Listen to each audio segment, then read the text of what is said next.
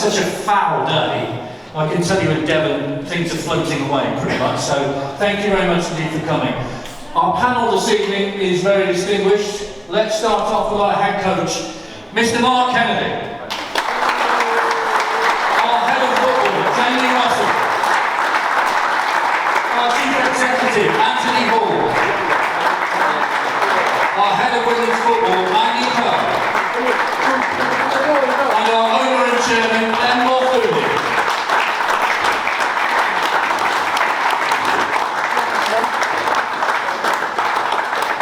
Right, just to say what's going to happen tonight, in the first few minutes of this, we're going to give a summation of things that say are at the county ground right now, the season, etc. And then in the second half, it's your chance to answer questions here tonight. And we really want your questions, please, because this is your opportunity to put them to the people at the top. So if you can do that, we'd be really grateful. So thank you very much indeed.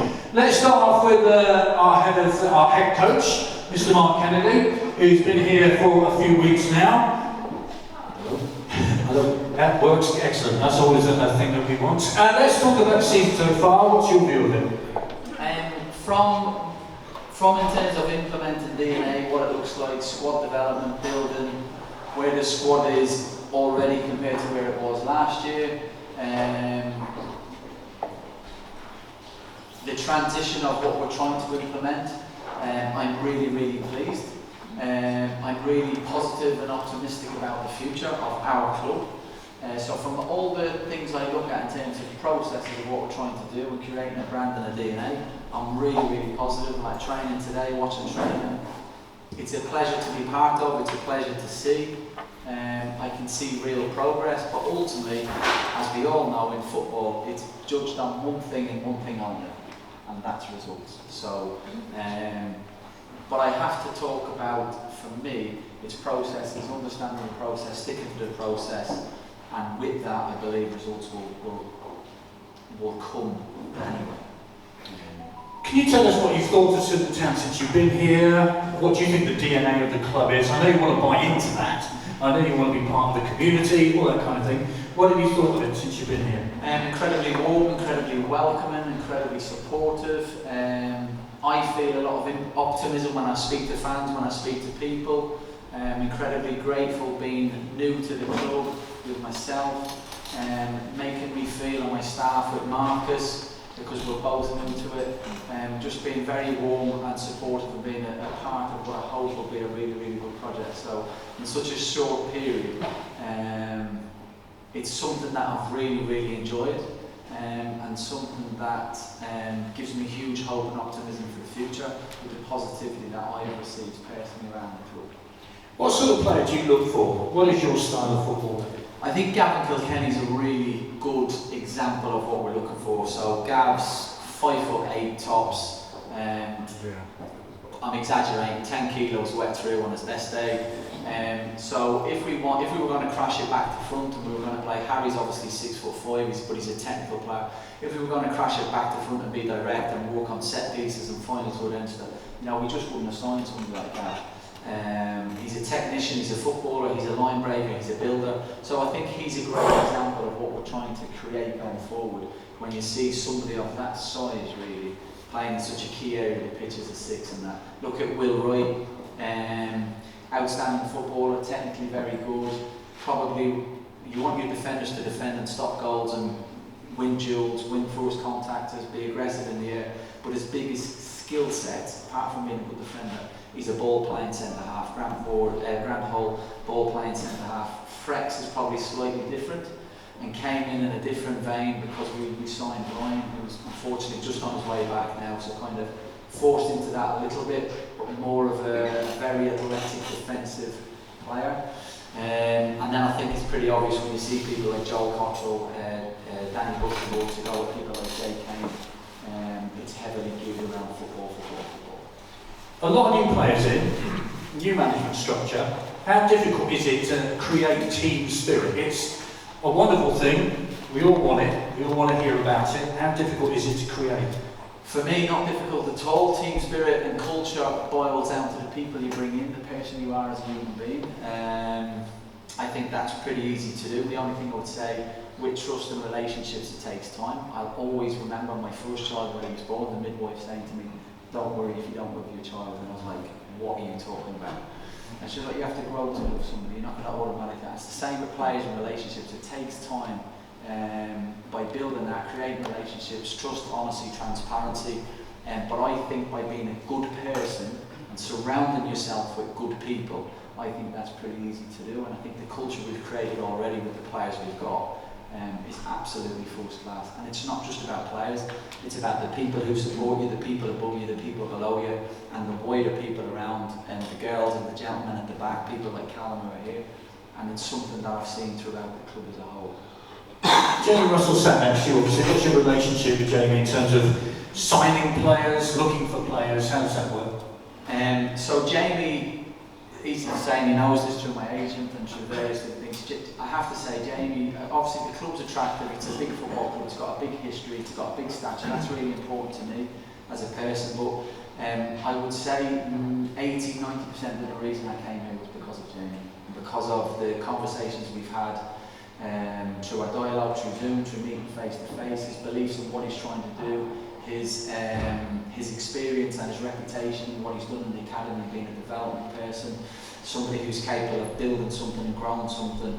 And what I've seen with Jamie, which I've really, really liked and admired, was his hunger, drive and desire, which I see myself at. We're both, I don't want to say, I'm not a novice in football. I made my debut in 1992, so I'm not a novice, but because I don't have 300 games under my belt, it's easy to say, well, you're quite new. I am not new to football. But in terms of where we are in the development and the journey, I see a lot of similarities. You know, I spoke to Jamie yesterday about sitting down, having a meeting about what does the first 8 weeks look like so far. What do you like? What don't you like? What would you like to improve? What would you like to be part of more? What can I do for you? And what can you do for me? And that takes time. It's a natural process. I would say from a recruitment perspective, I would say Jamie's, in my opinion, and I like this, is the leader of that and the head of that. I haven't got time to be out watching players 24/7. There's not enough minutes in the day to be a head coach. So what we do is we profile players, we sit down as a club, as a group with our recruitment team, management staff, coaching staff. This is what we want from a 2, this is what we want from a 7, this is what we want from an 8. Jamie and Les, head of recruitment, will sit down. These are the players we identify with Brad, our recruitment team. And basically what you have is a SWOT analysis of player A, player B, player C, player D, present to you, and then it's group discussions about what we want, what we don't want, who we think is the best. And then there's multiple other facets and reasons why you might get somebody. Somebody might be too expensive, might not be available, we might get blown out of the water by an MK Dons, it might be a League One club. So Gavin Kilkenny should not be here, he should not be playing for Swindon. He's a League One player, minimum, with minimum championship quality. But there was multiple reasons why we were able to get him here, whereas somebody else you might not be able to get. Somebody might want to go for money. We might have player A wants to come to us, his agent wants to put him somewhere else. Agent wants him to come to us, player wants to go somewhere else. Player wants to come to us, but wife doesn't want him to live. There's millions of reasons how and why you get players. But a huge compliment to Jamie, to Clem, because he finances it. I think we've been really, really aggressive in our recruitment. I think you see from the players that we've got a lot of players in this year that other people are saying, how have you got them? You know, we've taken really good players off clubs that will see themselves as being potentially bigger than us. Will Wright's a great example. Will Wright got offered a League One contract with a League One club. He turned it down to play in League Two in Swindon. And that's a huge compliment to the people up here, but it's a huge compliment to you and what you've built over the years and what you represent. Yeah, when you went to Clem and said, look, we need this, and it was a bit more than the budget you'd been given, what was his reaction? Yes, what can I do to help you? What can I do to support you? I hope I'm allowed to say this, but not only has Clem massively increased the budget on last year, when we got to that level and we reached it very quickly, he's then gone out of his way to finance another 3 outstanding players. And never once has he said, I haven't got the money for this, I haven't got that, why do you want this? What can I do to help you as a head coach be successful? That's all Clem's ever said to us with Jamie and from me and Marcus and the coaching staff, and it should be from everybody out here as the club. I can only judge on what I see so far, and the guys up here and with yourselves, it's been an absolute pleasure to work with. And all the club have tried to do for me as a head coach is support and give us what we wanted. They've never said no or questioned anything before. Mandie Offerball, been reported today, he's available for loan. The reason for that is? So, we all know Mandie's background is with his medical condition and stuff like that. So, Mandie is somebody we value and rate quite highly. But the one thing Mandie needs going forward is games. And when you look at Danny, Ollie, Joel, Gav, Jay Kane, the players, the one thing we can't guarantee any midfielder at our club is minutes on the pitch. We play with 3 in midfield, we've got 6. And the one thing that Mandie needs more than any midfielder at our club is minutes. And when you look at his career to date so far, especially with his medical condition, he's never had a period in his career where he's as a player, the first thing we look for is availability to play and train, and that availability has to be 85% in my opinion. And games, you want a minimum of 30 games with that. Mandie's never started anywhere near 30 games in a season, so to get to where we need him to be to represent their club, for his development, for the club's development, we need him to have minutes. A non-league is the only place you can go, I think.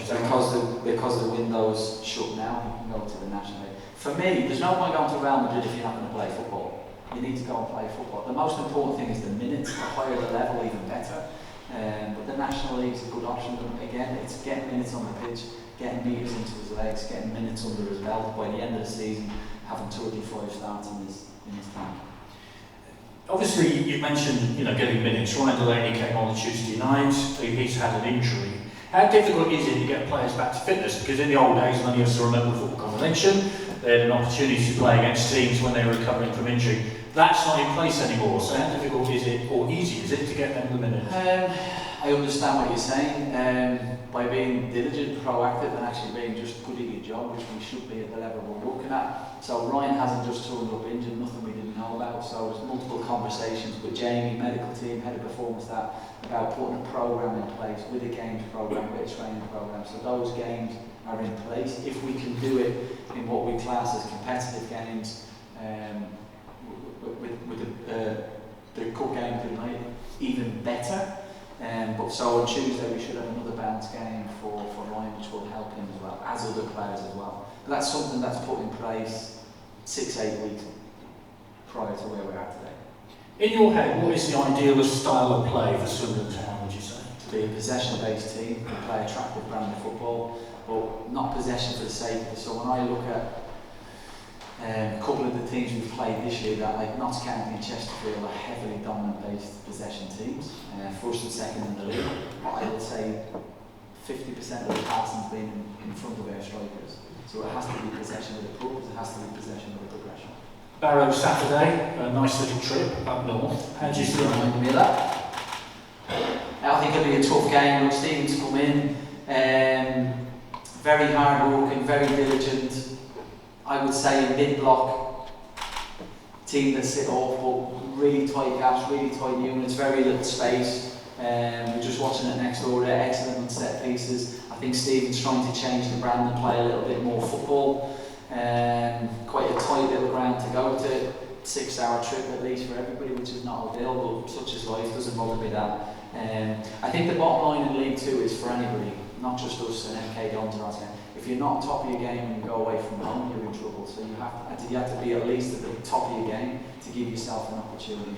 But I don't think the gap between the league, between anybody, when you go to the Premier League, there's a top 6, there's a middle group and there's a bottom 6. I think in League 2, certainly in League 1 and Championship degree, I think everybody's capable of beating everybody.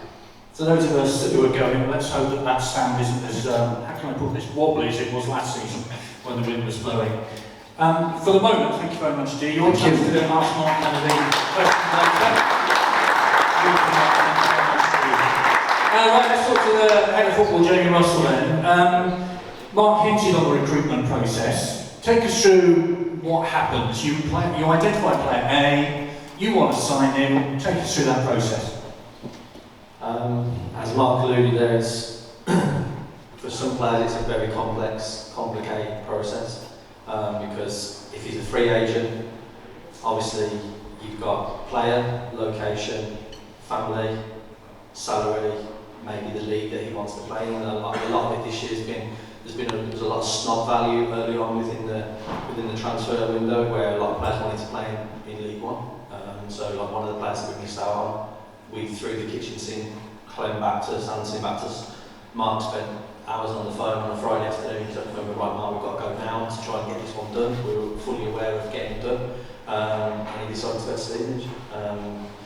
In terms of the club, I was really disappointed with it.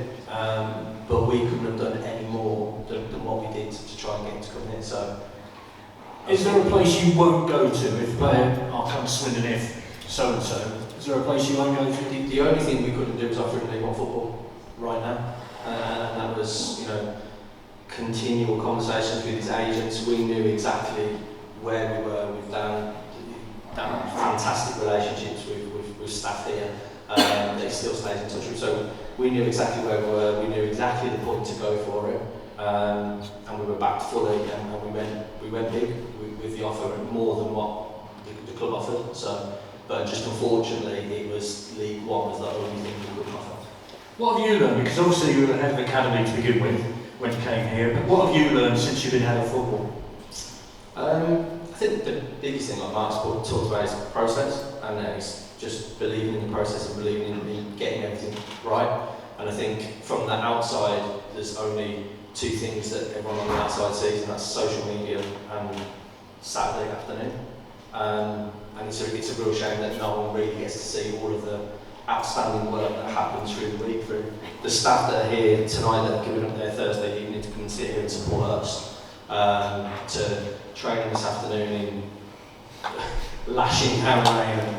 But there is a real process and there's a real good feel factor across the academy, across the pathway players that are training with the first team and not with the first team, with the younger players that are out on loan at the moment, across with Mandie and with the women's football. Like, everything is connecting. And I've just sat with Mandie today. We're actually putting a professional performance plan together for, basically, as an academy, you have an academy performance plan that ties everything from 9 through to 18.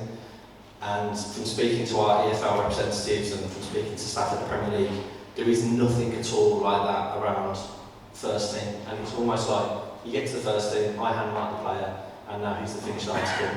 And it's like, that doesn't happen. And if anything, the younger players that go to mark actually need to refine their skills even more and add more tools to their toolbox. And it's, so the Tuesday afternoons, we have that as IDP session. So for the younger players, they stay out with Marcus, with Gav, and they'll work on individual things that we've sat down with them and gone, right, for you to make that next jump out, for you to get to there, you need to work on this, or you need to be looking at doing this. So everyone's very, very clear on what they're working at. And that's also for the 18s and the 17s. So if any of them come across and work within the pathway group, then everyone knows exactly what they're working on. And that's, again, that's for the women's team. And then we've got departmental, so everyone across the club knows exactly what it looks like. Every 6 weeks we sit down, there's KPIs that we sit down and talk. And then like Mark said there, everything is relationship based, and there's real strong relationships behind the scenes that no one really sees. And like I said, this is a new relationship for me and Mark, and it's like, at times I might piss him off, at times he pisses me off, but that's... Sorry. I'm going to tell you. But it's important that you get through those stages and you find out what it is and how it works, and everyone just works differently, even to the point of how do you want to be contacted. Is it text, WhatsApp, call, email? Everyone's got a different way of working. So it's really important that you just get that aligned, and the only way to align that is to talk and to sit down and to go through things. And we've got big plans of where we want the club to be, and we're your supporters. I'm a supporter. You travel home and away with the team, and all you want is the team to do well. And some of the performances at the start of the season, we spoke about, we weren't happy with those performances, but over recent weeks, we feel the performances have got better. And that's mainly due to the players that are coming to the team, of which in a perfect world we would have done it 8 weeks ago, 10 weeks ago. But you're waiting for, and I can go back to recruitment now. So a lot of the Premier League clubs with their younger players have ended up taking them on tour because of the Euros. So a lot of the Euro players were given extended holidays, so they were taking younger players that normally would have been available 8 weeks ago. Whereas now, they're thinking, right, we'll take them on tour, then they do well on tour, then that club actually gets to know their player a bit better, actually, do you know what, he's all right. Then he gets a few more minutes, then he comes back to England and they put him in another game, whereas normally we'd have been able to get him by that point. At that point there, I've got Anthony and Clem going, well, are we going to sign anyone? Are we going to do anything? And I'm like, look, we've got all these plates spinning at the minute, and we just need that one moment, that one domino effect to come, and then we can just go literally bang, bang, bang and get the players in. So for like a Butterworth, that was done weeks ago. Gav Kilkenny, weeks ago. But with that, obviously getting Gav out of Bournemouth, and you know, we'd like to thank them for the work they did as well to help us with that. Similar to what Southampton did with Jack, there's a contract there that has to be finalised between them and the agent and the player and the club before then we can actually start negotiating the new part of the contract. So they're very long-winded and very, you just have to be patient, and I think probably that's the one biggest thing that I have learned, is to be patient and not to panic. And I think sometimes with recruitment, it's almost like, we've got to do this now, or why haven't we done this, and right, this is so-and-so doing this, so we should be doing this. It's like, no, if we know exactly what we're doing, and we stick to what we want to do, and stick to our plan, we're not MK Dons, we're not Gillingham, we're not Salford, we're Swindon Town, we need to know exactly what we need. And as long as we know what we need, then when it becomes available, we can do it really quickly. And for us to bring in like 19 players in total in a transfer window, I think it was 193 days I counted on last Friday, and we brought a new manager, a new assistant, we've got a new sports science department, new medical department. There's been a hell of a lot of change in a very, very short period of time, and we're expecting everyone just to be thrown together and for it just to work straight away. And the atmosphere and the environment at the training ground is unbelievable. And the difference between this season and last season is massive. So in terms of like the process, you can clearly see that the process is working and how we're working as well as a group of staff. Just finally then, Harley Hunt obviously goes off to Middlesbrough. What is success from an academic point of view? Is it producing a player that goes on to a higher level? Is it producing a player who plays in the first team? Joel McGregor, of course, made his debut last year, and 2 or 3 that did as well. What is success from your point of view? So from an academy point of view, most important thing is having an attractive programme that people want to come to, first of all. And I think in the last 3 years, we've definitely done that. We've changed a lot of the groups, the diversity within the groups. We're not as predictable. There's a very clear style of play from under 7s now, right the way through to under 18s. Obviously, the under 18s last year with the Youth Cup, it doesn't just happen.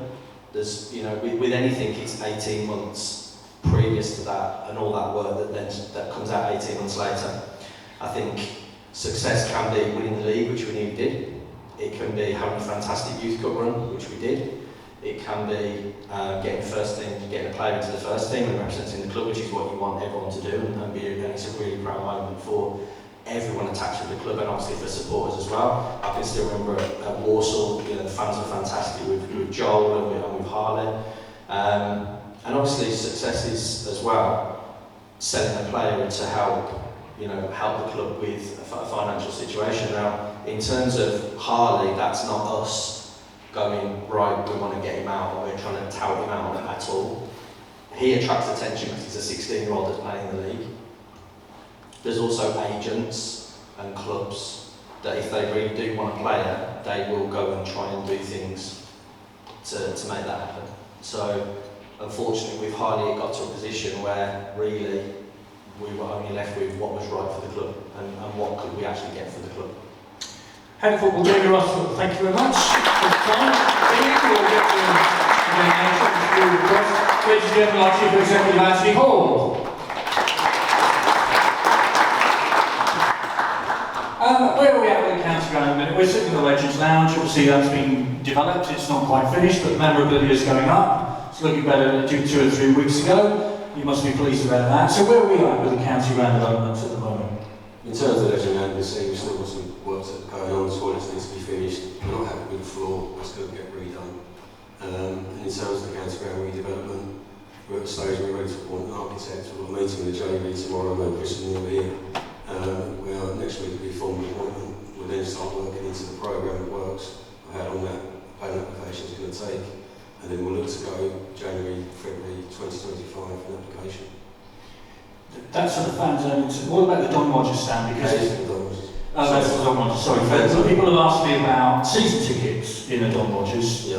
What would happen if people are in their particular seats and you go ahead with the director's box?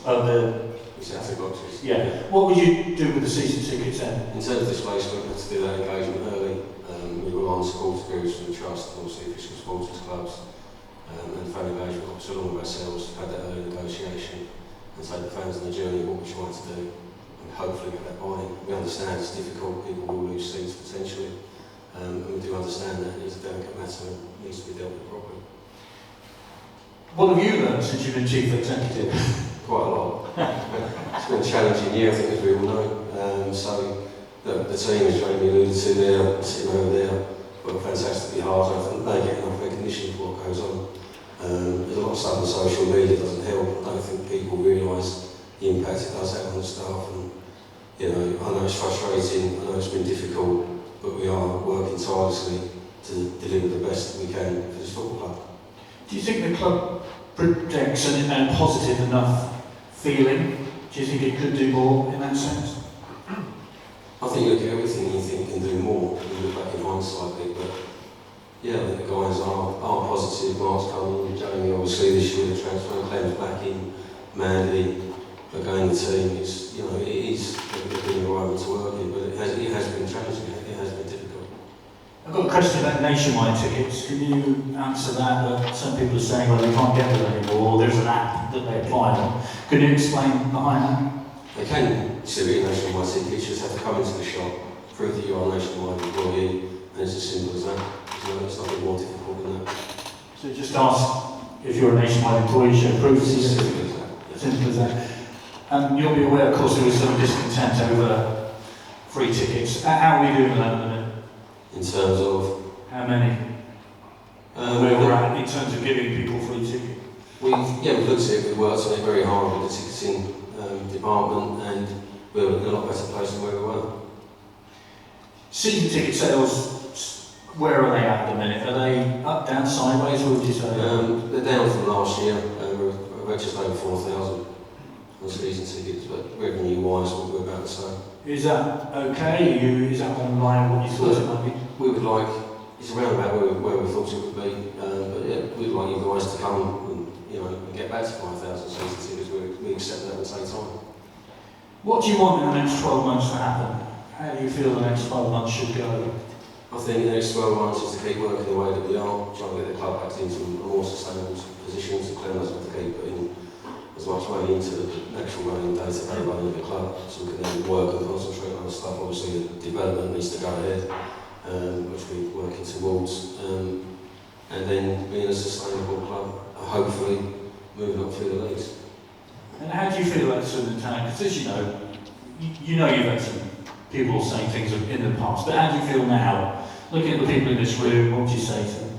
Oh, it's fantastic. I think it's got fantastic support from you guys, are unbelievable. At Chesterfield, the away games, it's up from last season in terms of the away support, so look, I love it. I enjoy it. It's great. I live here now, so it's great. Okay, well, that's all the next half of the programme. Thank you very much indeed. Morfuni. Oh, yeah, not bad. How are you? Yeah, I'm alright, thanks very much. Mark said that you backed him. Tell us how you backed him.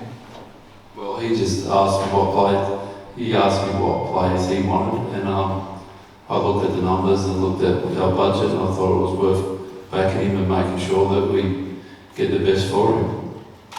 How difficult or easy is that to do? Well, it's pretty easy to just say yes or no if we want the player, if we wanted the player.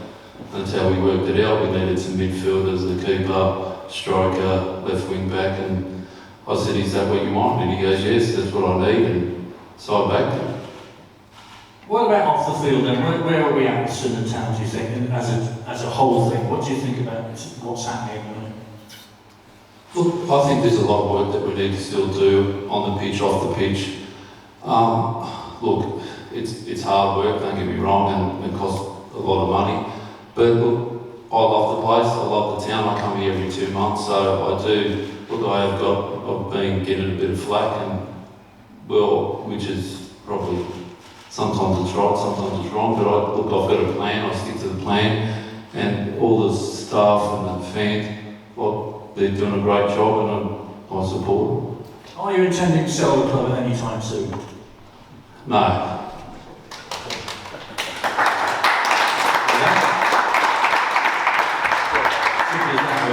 Shares, are you going to get them back soon, or have you backed the manager? Well, I've backed the manager. I've put the money into getting more players, so I've put the money into the budget, so I'm 78% still ownership, so I looked at it and thought, well, I'd rather put the money into the budget than buy the shares. And look, in time I will buy those shares back. In terms of where we are at the minute then, in your 5-year vision of the football club, where do you think we are in that?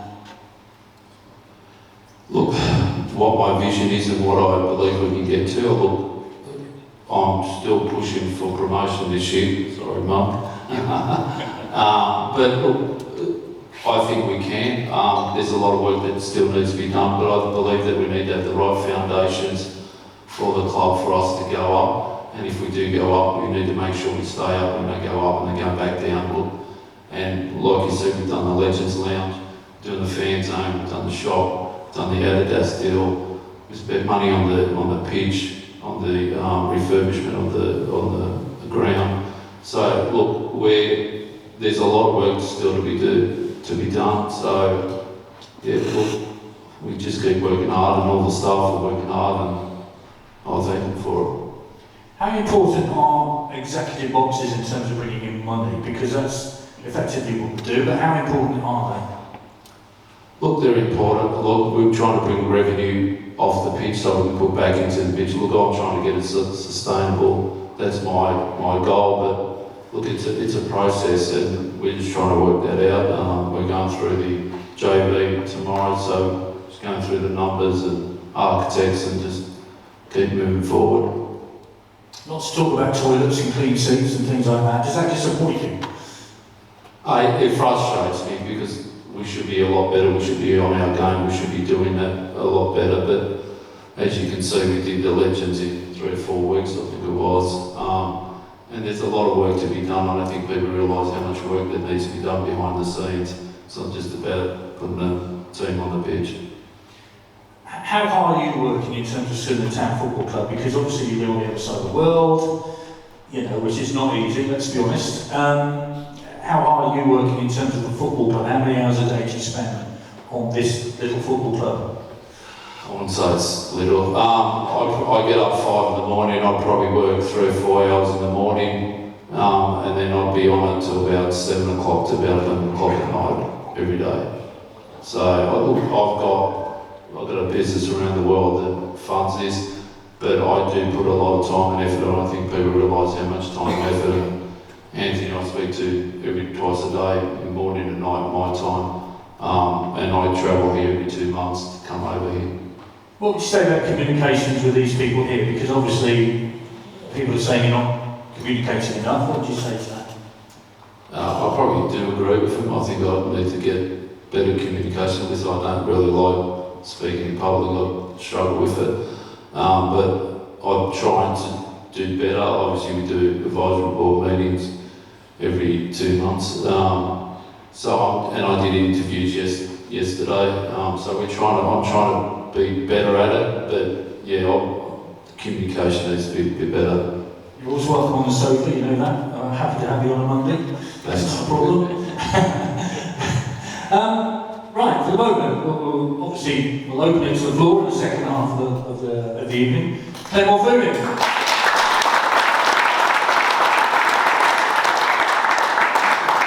Now let's go on to the women's game, because now the team's doing rather well. Mandie is the head of women's football. How would you describe the start of the season? Well, it's been really great. It's a really competitive league, so we can't take anything for granted right now.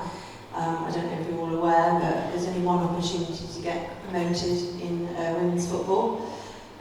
So we just have to keep our feet on the ground and just keep going, really. So it has been brilliant. We've won the first 3 games, and we're joint top with Bournemouth at the moment, who we knew they were going to be a really hard team this year. They've just joined, like us last year, joined the Bournemouth team, and they've invested quite well in the team this year, and they've got the advantage of being connected to a Premier League club, which Clem's absolutely doing everything to help us get there, but it's difficult. We want to keep the women's team sustainable. We don't want it to be. We want to make sure that it can pay for itself, and we've managed to achieve that so far.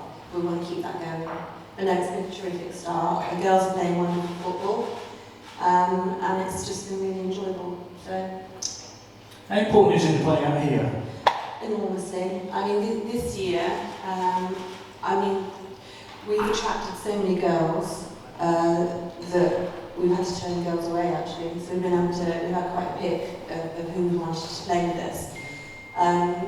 In women's football, it's not just about if you get paid, some of them don't, often, but it's about where they play.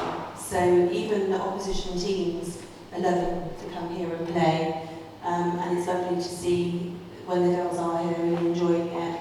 They're here tonight actually, they're training, and one of the things that everybody tells me all the time is that it feels wonderful for them that they walk down the corridors in this club and they feel like nobody's looking at them thinking that they shouldn't be here, which is unique to where they played before, because they've always played not in the ground, not trained in the ground. So they're in tonight doing the analysis for their game on Sunday, they're using the gym, they're meeting the other players, they're mixing with everybody. It's just a fantastic environment for them to be in, and they're loving it, and that attracts lots of players to Swindon.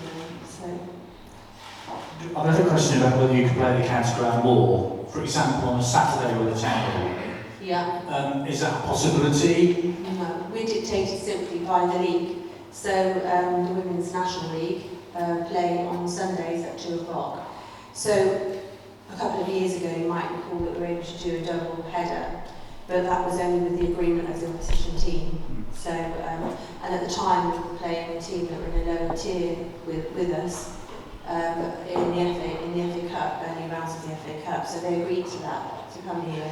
But normally on a Sunday afternoon, you have to rely on the other team. So you'll often see that there are time changes, but that again, some of the teams that we play don't have a kind of dedicated place to play as we do. We're either at Foundation Park or here. So sometimes they find alternative pitches to play on. So the times have to change to fit in with that. So we've been really fortunate that all of our girls play at 2 o'clock. And also, of course, if we don't play at 2 o'clock and play on Saturdays, that's going to clash with men's fixtures. So we've got no choice in the matter that we play Tuesdays, that we play on Sunday at 2. So. How important is it to have the backing of that gentleman there? It's been enormous from the beginning. I mean, when I came into this process, it was just as a fan of Swindon really, and it was Rob and Clem that first approached me actually, and asked if I could just work with the existing committee, just to work out with them what we could do, budgets, which is my area, to look at budgets and try and work out what we could do. So here I am, falling in love with it. I'm a massive Swindon fan, and I do watch women's football, but I have also found that I've got a passion for that as well now.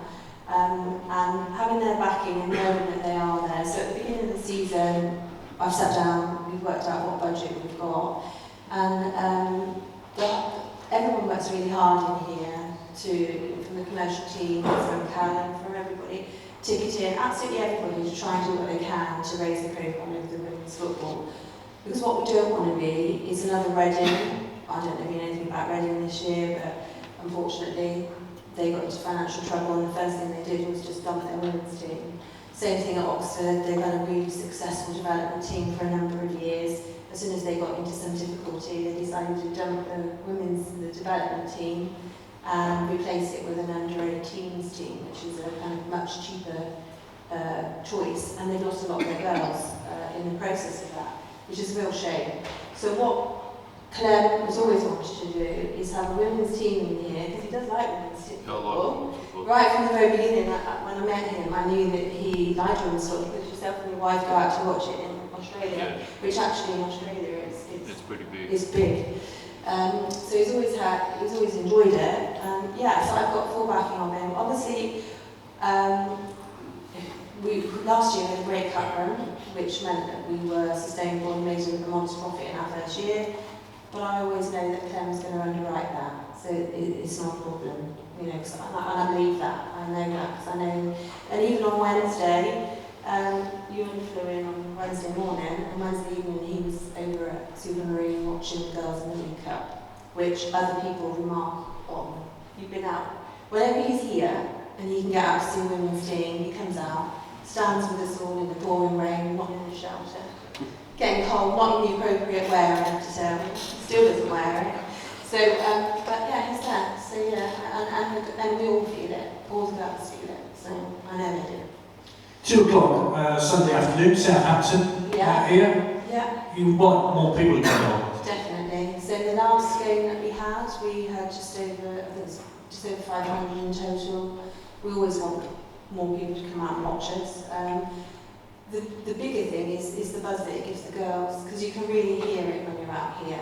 And the cold, wet days over at Foundation Park, which we're still doing brilliantly, in that we get sort of 100, 120 people come out and watch us, which is enormously more than it was the year before. But this is the place that they want to play, and they love playing it, and they play good football on the counterbalance. So, yeah, we want you all to come out. And so, it would be my ambition that if every person that comes to watch the men's team, if you just once this season, please come out and watch the women's team, that would make such an enormous difference to us all. I know it's difficult because it's Sundays and we're committed to Saturdays, but please, I'd urge you all just once to come out and look what we're building here at Swindon for women. Mandie, thanks very much indeed. Another place in about 5 minutes. Can I ask you about cannabis, foreign cannabis, Australia, Karachi, which I now believe is part of the football club, is that right? Can you explain That's that? correct. Look, we're looking at international academies, Australia, Karachi. We're trying to get kids to come over here. We did a tour, I think it was a couple of months ago. They came over and they stayed at the RAU. Look, we're looking at other avenues out there. Australia's, I'm still looking at, because football in Australia is huge, but obviously we haven't got any proper pathways over in Australia.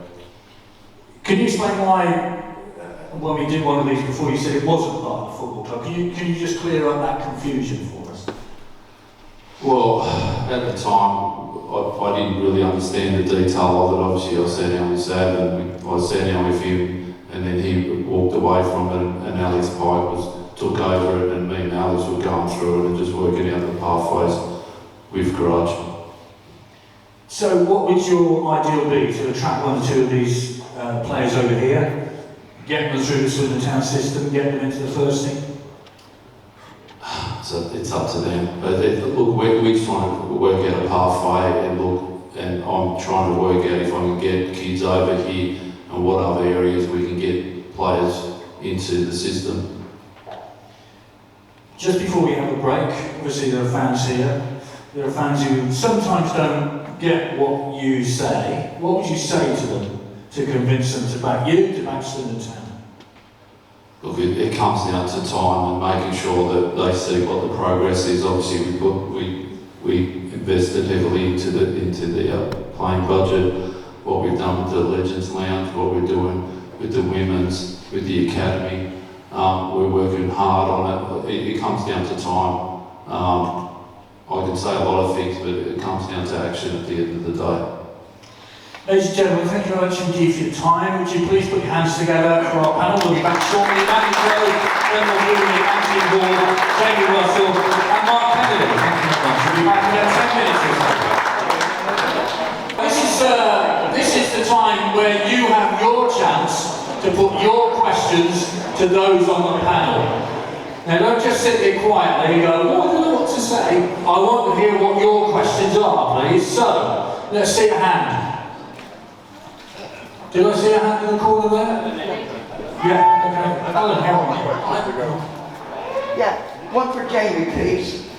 How hard was it to get George Cox and get him on transfer day itself? Because He's been playing in a very good division as well. I'm not sure why Volendam let him go. So, yeah, again, every one of the transfers has been completely different. We were talking last Thursday afternoon, wasn't it? So we had another potential player. There was a younger player lined up that had been a loan from a Premier League club. We just felt this came up last minute. He moved to another club and the move fell through last second. He landed at 11:30 last Thursday evening. So everything that we had to do, we just had to do it quickly. And obviously because where he was in terms of the deal, we could strike quite quickly and get a very good deal for ourselves. And like I was just saying then, every deal, probably bar two, we've probably been on the right side of. But everything else, we've managed to get it where we wanted it. Oh, is his international clearance through? When was that happening? Yeah, so that's just come through now. So all it is just literally training, getting up to speed, and yeah, he'll be available for selection. So he's available for the first team when he's ready. Obviously, yeah. There's those dreaded minutes again. Yeah, so we were just talking about it. We're putting a game on next Tuesday. Well, looking to get a game next Tuesday afternoon. And again, from a club point of view, it's brilliant because the game gets put on for a right delay to get minutes, but it's also for the pathway players to get minutes as well. And it becomes a real club fixture, so it's not just when you go to Beversbrook, it's not just the first team over there, the academy over there. There is like real integration, people moving between groups, whether it's for training sessions or for games. And that only helps, like we talked about at the start, football and work is all about relationships and building relationships. And you only get that by mixing the groups and mixing the boys. Okay, do you follow up? Come on. Another one, this is Mr. Hall. I sit right on the edge, on the line, from the stable of the town end. Right in that corner, we do not hear the tannoy, ever. Is there any chance of getting it done? Oh, that's a shame. We had some good on-pitch interviews for you. It's a real shame. Sorry, but yeah, we can have a look at that. Yeah, I'll speak to the guys and then we'll see if there's something we can do for you. Yeah, no problem at all. It's fine. Okay, hang on. Bear with me. I'll be with you in a second. If you'd like to stand up, I'll hand you the microphone. Hang on 2 seconds. Right, Welsh. Can I say first of all, we wish you every success. We love this football club. I've watched it for 71 years. Many people in this room and thousands of people out there really want you to have success and do well. And, we wish you the very best. I've seen many owners, I've seen many chief execs, I've seen a few head of football, and I've seen many head coaches and managers come and go. But we want success here. And, we appreciate a lot of that is decision making on the pitch and so on. When it comes off the pitch, you're doing some good stuff. I mean, it's important. What I'd like to see is, a few seasons ago we had the families here, and we filled the whole ground with 12,000 people, the whole of Stratton Bank, and we had 3,000 extra people here, including lots of children. If we're playing people like Barrow or Salford, and there's going to be a small crowd, surely we can have a family day and fill the ground and give that real atmosphere to the team and everything, and a real excitement about it. That's one thing. Secondly, behind you there are 3 red shirts. Most of the time, they have white shorts. Swindon Town wear white shorts. We don't have 8 Liverpool in Division 2 or anywhere else. Can we return to the Swindon Town football kit, please? I actually sent an email to that effect to Anthony. But can we seriously get on it? It's not a joke. I mean, it's a serious point. This is Swindon Town. I've got kids at home. We've got other people here. Desperate. We're not taking these things from the supporters club tonight. We've got these little things they handed out at the start. My daughter at 13 who plays football and just had an FA transfer from one team to another, she'll be absolutely gossamer with that. Absolutely superb to have to start. Well done the supporters club. Well done the supporters trust. But can we have go back to white shorts? Finally, one technical point. Harry Smith. I went to Sutton United last season and the season before. Took the whole family there. Saw Harry Smith score against us with a pacey winner. His skill set seems to be inside the penalty area, his height, to be able to score goals. He's had, in most games so far, 1 cross at most. Did we try and get a pace in there? We had Elbazelli previously. We don't seem to have that pace to get down. His skill set is not with his back to the goal, 30 yards out, I would suggest. It is being in the area. Okay, bring it down for other people, but scoring himself, like we used to do with Charlie. But a pacey winner going down there. And that's where we need to have Harry Smith. We're going to get the best out. I don't know whether you agree with that or disagree with that, but who do we have who can provide that pace? I do agree with you. Pace is not, pace doesn't cross the ball, it's technical ability. And I do believe we've got the players to do that. Unfortunately, we've lost Ross through injury. Jeff King's technically very good. What I would like to see more of, I mean, ironically, our stats on crosses and successful crosses are actually really, really high in the league, but I appreciate that you've not seen Harry score goals. He scored a goal at Crawley from a great set piece. It's still a cross from my area. He scored a brilliant goal against Crewe, which was unfortunately disallowed. So I think over time you will see that. I meet with a player today who plays in those areas. And we discussed data and numbers of what it should look like. We've tried to, certainly when I play with my shape, and I was just talking to this lovely gentleman here about what we play treated about, I don't want defenders as wing backs, I want wingers who can also defend. So we've heavily tried to bring in players with technical attributes who can help Harry. And without stating the obvious, Harry's 6'5", his biggest strength is in the air. I'm Irish, but I'm definitely not thick. We have to get balls into the box. So I agree with you wholeheartedly on that. So yes, 100%. Thank you for your question. I don't know about white Hang on, we'll get to that now. Well, I agree with you. Right, okay. Let's... White shorts. Is that what you want? White shorts. Yeah, red Christmas. All right, let's ask everybody if they want white shorts. White shorts? Red, white, army. Here we are. Right, what about Stratton Bank then? And handing tickets on the game like against Harrogate, things like that, trying to fill it. That was another part. No, we can look at that. We can, absolutely.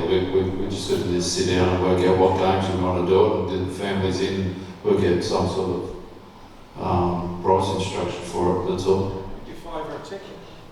Hang on. Be empty. Absolutely, we're just going to make sure it's not raining that day.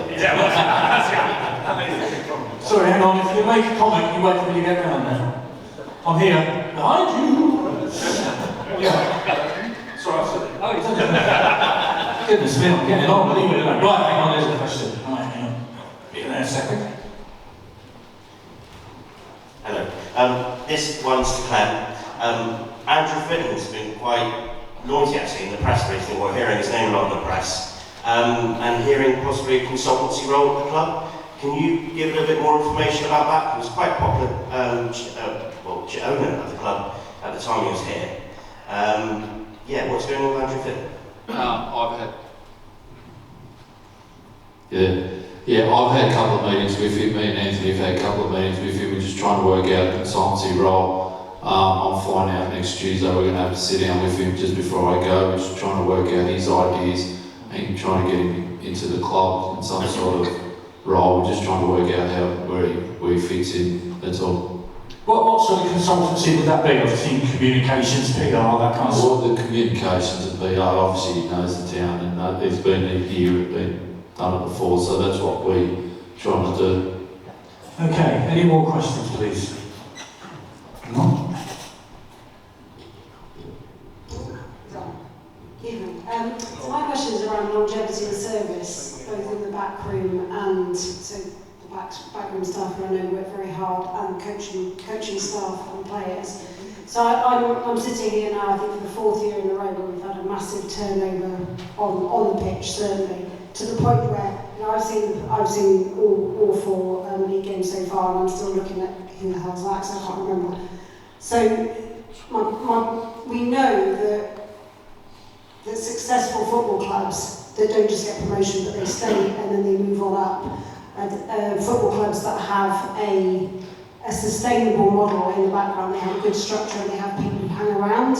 So, and one of the data points before I actually rephrase my question is, in the last 10 seasons, out of 40 clubs that have been promoted, less than a quarter have been promoted with the managers in their first season. Sorry, Mark, But Not that's my first season. My first season at the club. At a club, it's less than a quarter. So we've had, I can't remember, 30 odd managers in the last 20 years, which is absolutely ridiculous. So what is it about this club, do we think, that makes people not stay around? And what are we doing about it? Because in the long term, you're only going to get success at this football club if you have a model which is progressive and moves forward. And I'm not seeing that to a great extent at the moment, to be perfectly honest. I think with personnel, obviously you try stuff and see what works, what doesn't work. We've got a lot of staff that have been here for a long time. But obviously I agree with you in regards to managers. Look, we've gone through a few managers since I've taken over, but obviously you want to try to make sure you get the right one, and people lose 6 games and people are calling for the manager's head or the chairman's head. So I totally agree. There's times where you just got to stick in there and making sure that you back the manager and making sure that he's got all the tools to get it done.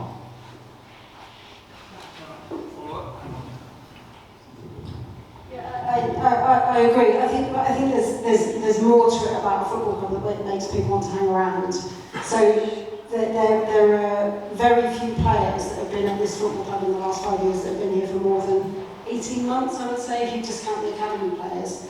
For whatever reason they moved on. Do we really understand what it is about our model that is moving people on and making people leave? I don't think the players have to change it.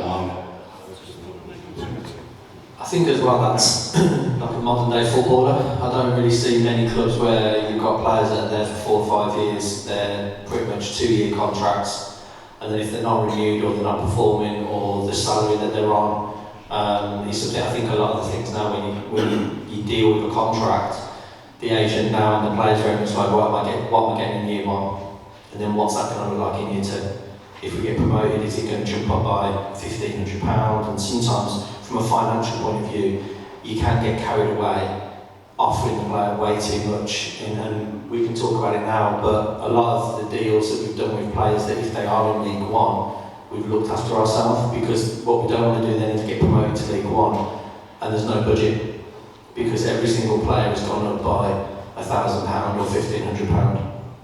And in the long scheme of things, really, in League 2, there is a lot of movement, so I don't see any club where everyone's staying for 3, 4, 5 years as players.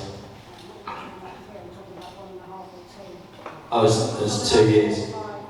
Yeah, I think the other thing that we spoke about was obviously last year with the loan players that came in.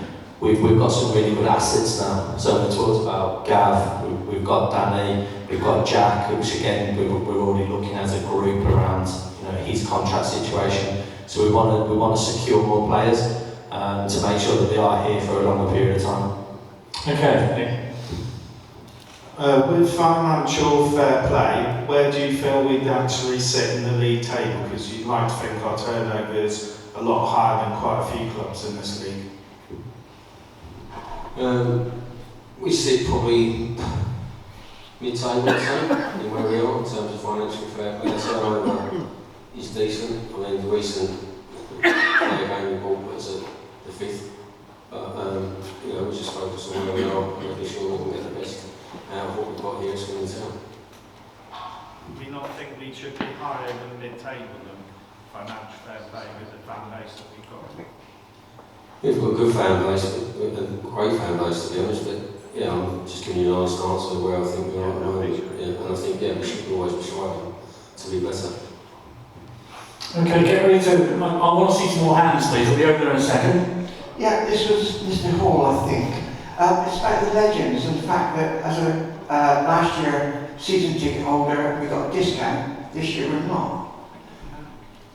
For those that have seen the advisory board, we had this discussion on Tuesday and that will be reinstated in time for the new World Cup. Great.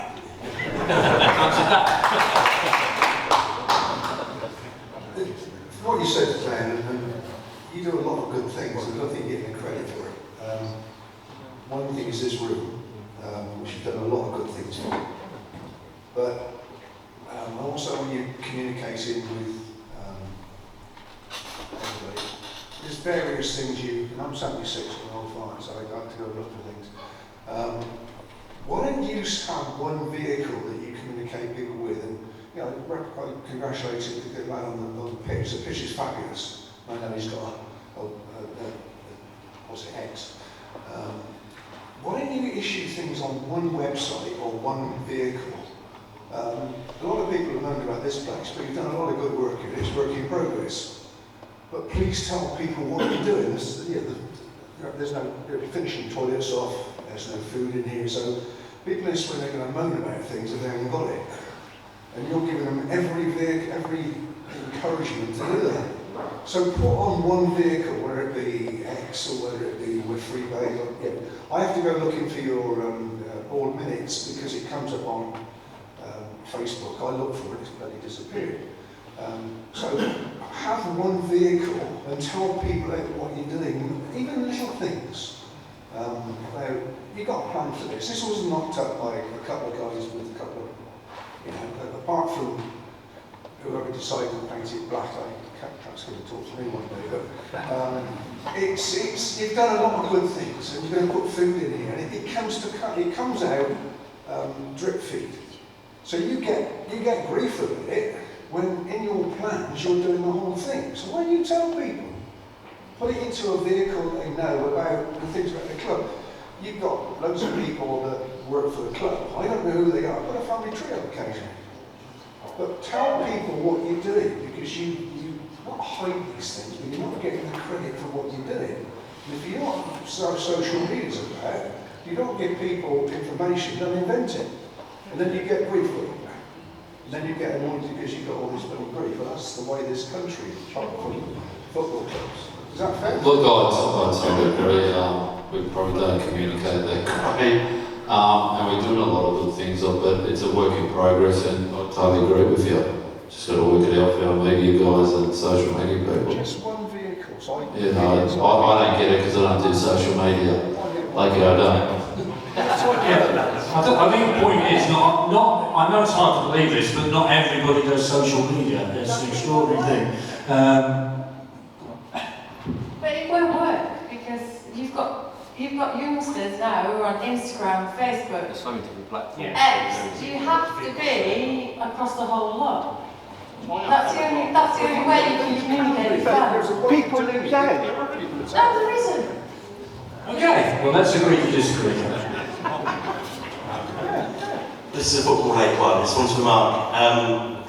Sean McGurk, fantastic player, really high ceiling. I think he's awesome, to be quite honest. I think he's going to be a really good player, really good asset for the club. I'm pleased to hear that he's fit again. Now, usually you see him as the number 10, and we play with CDM 2-8 push on. Where do you see him in that team, or fitting into this side, in a sort of regular position? Because he is a game changer. He can, you're playing badly, he can create something from nothing. He's that sort of player. So how far away is he from getting back into first team football? And where does he fit? Where do you see him in this side? Thank you. So it's great to see him back first and foremost. He's had basically two, 3 full days training, so he's been some way off where he has been. Technically excellent. Somebody who's been on locked doors. He trained today, in our finishing group because we did second day recovery, and the non-starters from Exeter stayed out. I mean, he really stood out in that group in small areas, was very eye-catching. So talented young boy. Really unfortunate for everybody and himself more than anyone who's not had a chance to see him. Where do I see him as a player? I think he's somebody that can play off the striker. I don't, in 5-3-2, 3-5-2, I don't look at 9s as just being 9s. I think people like Danny Butterworth can play up there, people like Sean can really feed off. I don't think you have to have 2 number 9s for me, so it wouldn't bother me whether it was Sean and a 9 or 2 9s. I think he can easily play off that. I think he can be very effective. And I think with the right people around him, we could probably play in a 3-5-2 and play as one as the high 10s, depending on who you play. I don't think his out-to-possession game is the strongest part of his game, depending on who you're playing. But to answer your question, it would be in the final tour of the pitch, being one of our 5 strikers. Okay, just my opinion. No, your opinion counts. I Hi, this is a financial question.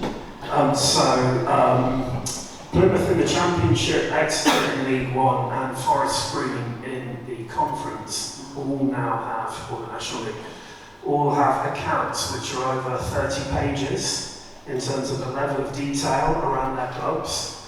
And I would love Swindon Town to get to such a position so that fans who are interested in this can see, you know, the level of investment that's coming in, the level of revenue that's being generated, the amount of capital spend as well that's going into the club. Could we move to a position, I welcome the Trust's efforts to get extra financial information twice a year, but could we move to a position where the accounts, the annual accounts are a lot more detailed, please? Thank you. Thanks for that, Chris. We obviously commissioned the Fair Going report, which I took a bit of criticism, and we said that we would look to develop that further, going on a year-by-year basis. In terms of the annual accounts, again, we can look at that. We can look at that, yeah. Okay. Hi, this one's for Clem.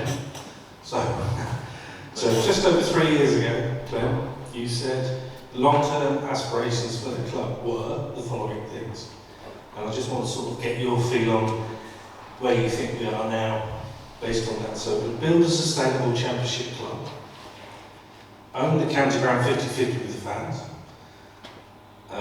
very significantly improve and fully modernise the county ground, find and fully develop our own training ground, have the best academy outside the Premier League, have a young first team with high quality players that come through the academy, and finally have a fan base that is growing, and where as many as possible children in the town and surrounding communities are Swindon fans and the heroes of Swindon players. I just want to sort of get your feeling on how you think the last 3 years have gone based on those. I think the first, obviously we bought the county ground with the Supporters Trust, which is a TIG, which is good. We've got a good relationship with the Supporters Trust with Neil and everybody there. And so we've got the JV with the Rob Carters. Sustainable? No, it's not sustainable. I didn't realise how much money that the club needed. There was a lot of hidden debt that I didn't realise, which I've cleaned up. There's the benches, there was other stuff there that we had to sort out, which has drained a little bit of money. In regards to fan base, I think the first year was really good. We got in the playoffs, we lost against Port Vale, which was devastating. And then I think that the last 2 years haven't been, last year was not good at all, so I changed it completely. I needed to concentrate more on the football side in regards to putting more money into the budget, so that was my concentration.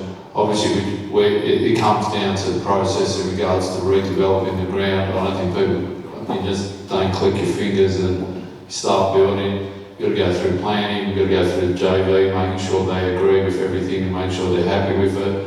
So there is a process, there's architects, there's engineers, there's budgets and stuff like that. So I think that's a process that we need to do.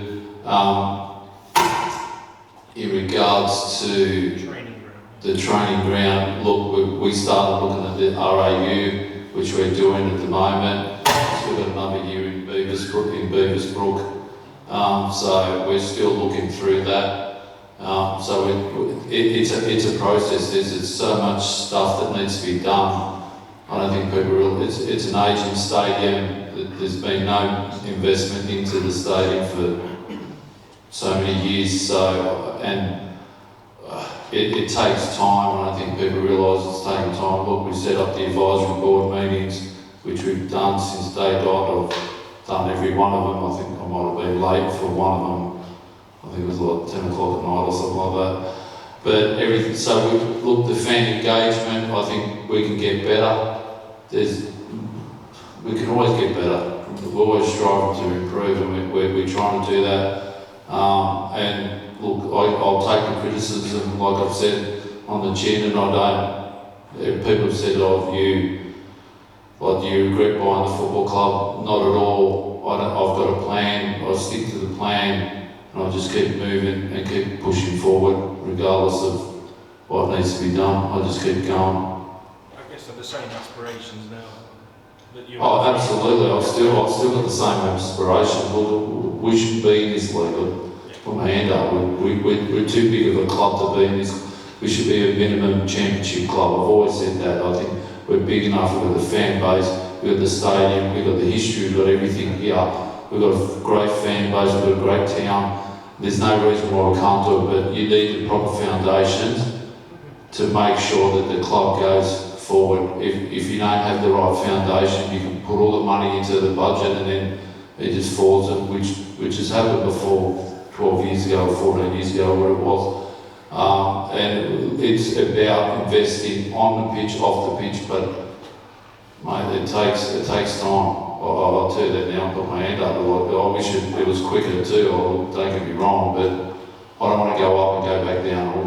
When I go up, I'll stay up and keep going and keep moving forward. Oh, hiya. Sorry, can I just add, just around the academy? In the last, I would say, 2.5 years, we've really kind of pushed the button on the conveyor belt, and what was something that wasn't really kind of going anywhere or producing anything, we've produced some really good young men over the last 2.5 years, and now it's just that next part that's the real difficult part for us as a Category 3 academy with no under 21s. So, and that's where Mark and Marcus and Gav, their expertise is really important around that, as myself, because we have to be incredibly creative to find a games programme for them.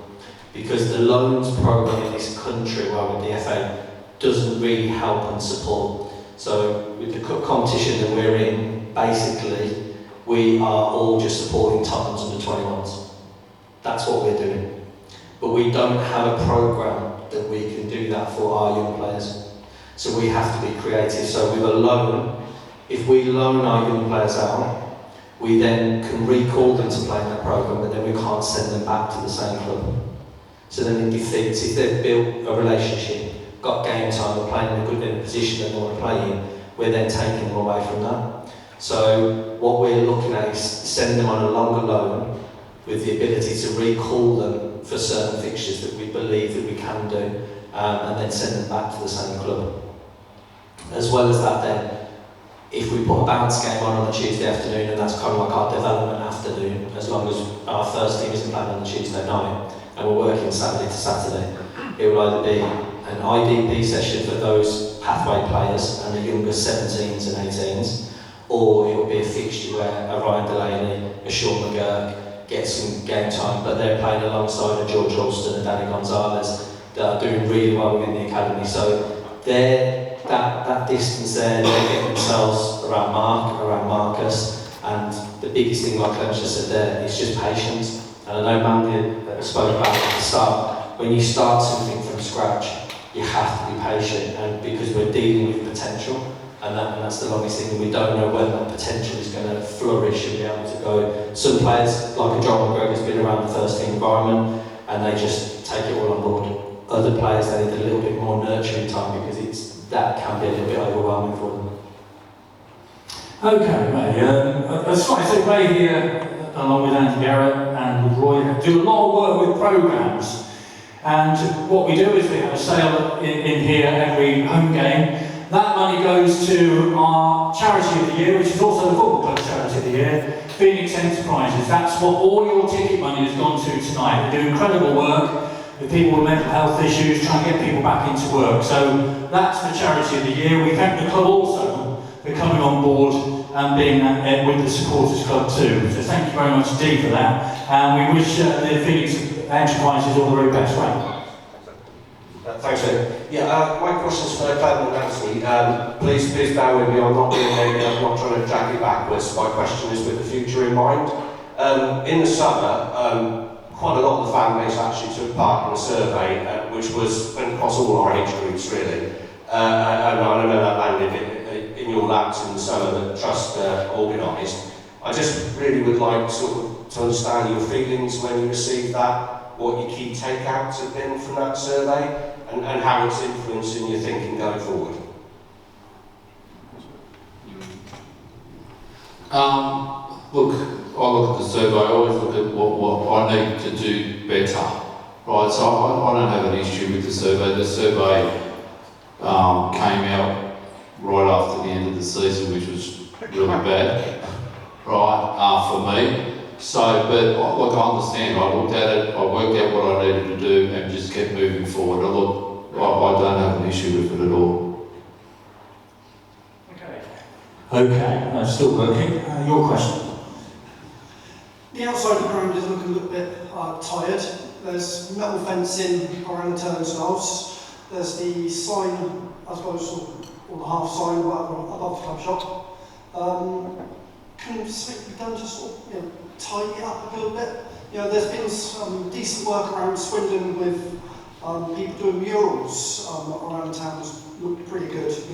We've got some blank walls around the stadium. That sort of, things like that being done. Just make things look a little bit nicer before development happens. Yeah, in terms of the shop signage that we're referring to, we have, and that will be in place for the new walkout. So there's just a few issues we found, obviously being like most things we find in the stadium, we go to have a look and do something, i.e. the legends ground as well. We always find something that's going to catch us out, so unfortunately it's not happening as quickly as we wanted to with the shop signage, but it will be in place for the new walkout. Fencing is used, and when you switch to security guards, that's used and helps with the bag searches to just manage people coming on a match day. But I do agree, it doesn't look great. You're 100% right. Okay.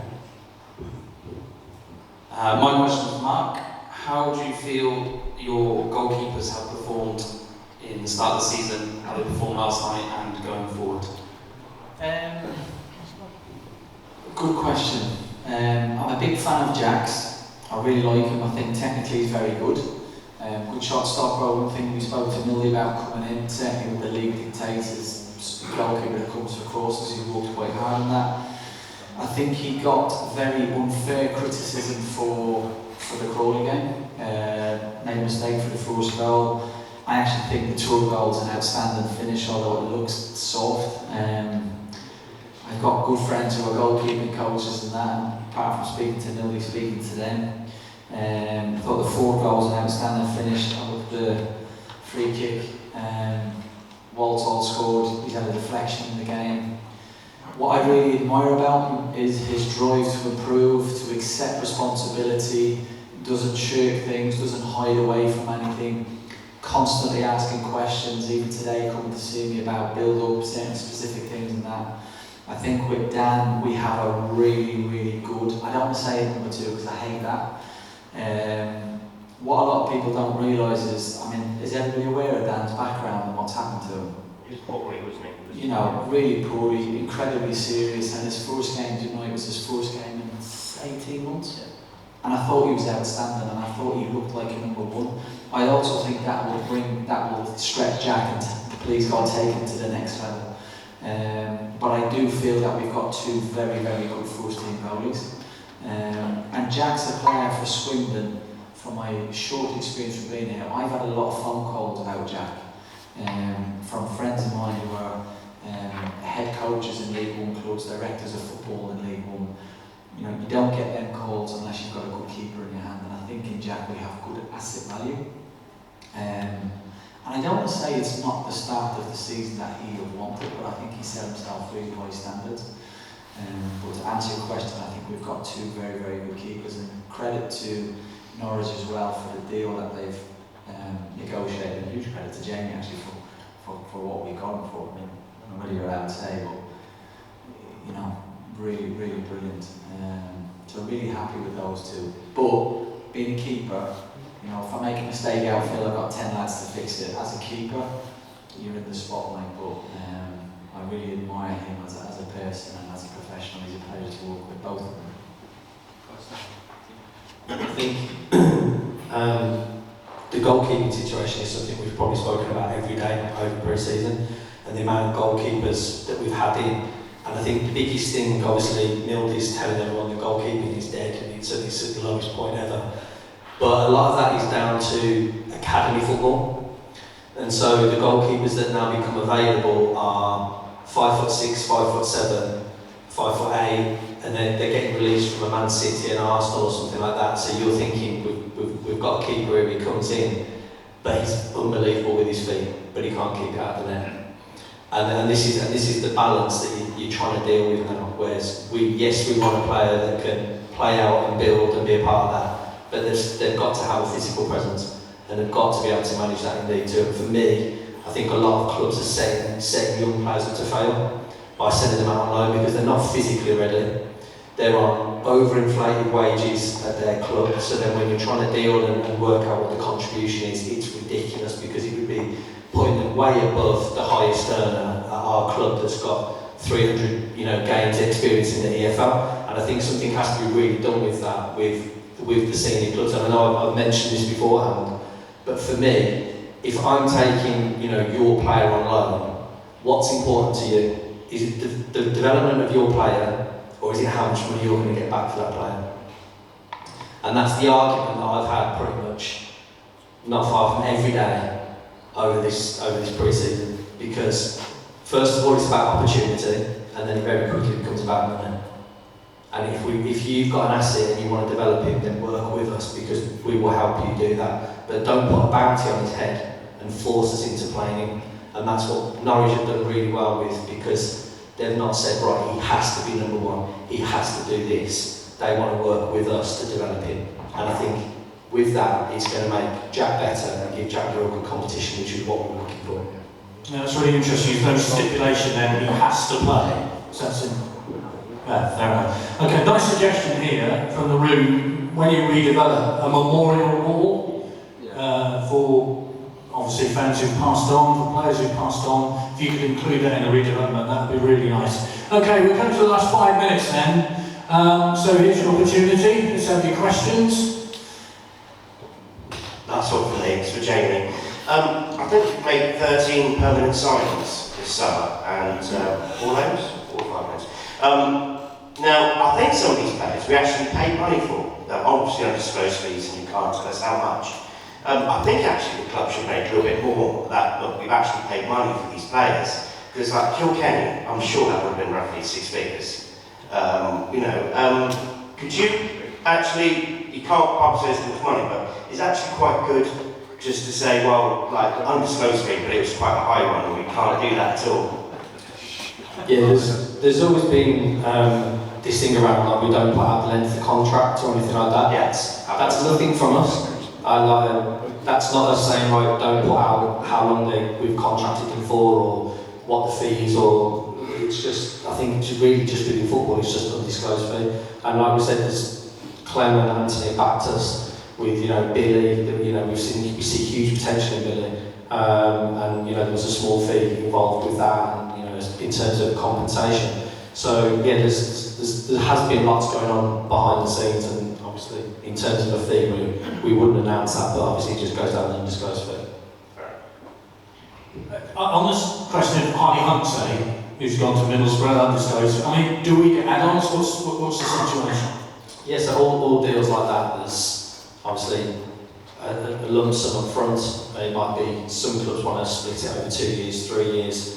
Middlesbrough were good enough to do it on registration, which obviously allowed us to get a lump sum into the club quicker, because usually it would be like September would be the first payment after the window, and then it's appearances. If it's 5 appearances, 10 appearances, different deals can be done different ways. It might be any international call-up, so anything like England under 18 or anything like that you can get into. So starts, appearances, on the bench, different things like that. So obviously Scott Twine, and we've done well out of that, and that's the biggest thing for us. It's always looking at the future and making sure that not only does the fruit come in now, but it keeps flowering for another 2 years, and then the club is still looked after. So we know with some of the deals that we've managed to do from the academy, from the first team, that we know how much money is going to be coming in for the next 2 years, just from that alone.